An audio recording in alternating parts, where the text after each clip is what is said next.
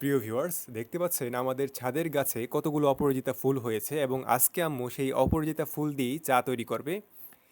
এই চায়ের স্পেশালিটি হচ্ছে এই চা খেলে আপনার মস্তিষ্কের কার্যক্ষমতা এবং মেমোরি দুটোই খুব দ্রুত হারে বৃদ্ধি পায়।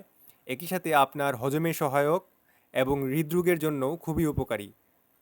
তো দেখতে পাচ্ছেন আম্মু এখানে প্রথমে অপরাজিতা ফুলগুলোকে আলাদা করে নিচ্ছে, কেননা এগুলোর সাথে আম্মু তুলসী পাতাও নিয়েছিল। তারপরে একটি প্যানের মধ্যে পানি দিয়ে পানি গরম করে সেখানে অপরাজিতা ফুল ছেড়ে দিল। সেই সাথে দিচ্ছে আম্মু তেজপাতা, আদা এবং অন্যান্য জিনিস দেখতে পাচ্ছেন, এলাচি, দারুচিনি। তো এগুলো দেওয়ার পর কিছুক্ষণ জাল দেওয়ার কিছুক্ষণ জিনিসটাকে ফুটিয়ে তারপর আদাটা ছেড়ে দিবে। এরপর আমাদের অপরাজিতা ফুলের চা রেডি। তো ভিউয়ার্স, আজকের মতো এই পর্যন্তই। অবশ্যই কমেন্ট করে জানাবেন কেমন লাগলো আজকের ব্লগটি, এবং অবশ্যই এই চা সম্পর্কে বিস্তারিত মতামত জানাতে ভুলবেন না। আজকের মতো এই পর্যন্তই। সকলে ভালো থাকবেন। আল্লাহ হাফিজ।